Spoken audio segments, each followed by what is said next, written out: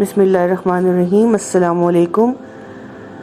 حضرت علی اور مرہب کے درمیان جنگ خیبر کا واقعہ اسلامی تاریخ میں ایک اہم موڑ ہے۔ یہ واقعہ کچھ اس طرح ہے۔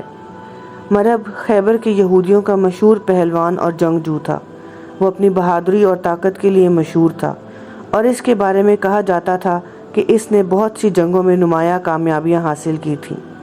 جب خیبر کے قلعے مسلمانوں کے ہاتھ آنا شروع ہوئے تو قلعہ کموس کی دفاع کے لیے مرہب میدان میں آیا۔ مرہب نے زرہ پہن رکھی تھی اور وہ تلواروں سے لیس تھا۔ اس نے میدان جنگ میں آ کر للکارا کہ کون ہے جو میرے مقابلے میں آئے۔ حضرت علی رضی اللہ تعالیٰ عنہ نبی کریم صلی اللہ علیہ وسلم کی ہدایت پر میدان میں آئے۔ ان کی بہادری اور شجاعت کا چرچا پہلے ہی ہر طرف تھا۔ مرہب اور حضرت علی کے درمیان زبردست مقابلہ ہوا۔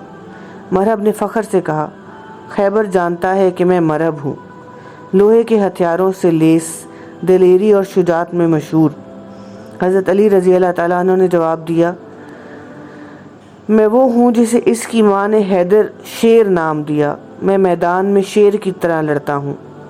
پھر حضرت علی رضی اللہ تعالیٰ عنہ نے اپنی تلوار ذوالفقار سے مرہب کے سر پر ایسا زوردار وار کیا کہ اس کی زرہ اور خود کو چیرتے ہوئے اس کا سر 2 ٹکڑے کر دیا۔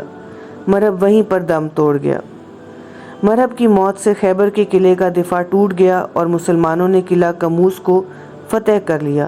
یہ حضرت علی رضی اللہ تعالیٰ عنہ کی شجاعت اور بہادری کا عظیم مظاہرہ تھا جو جنگ خیبر کی فتح میں کلیدی حیثیت رکھتا ہے۔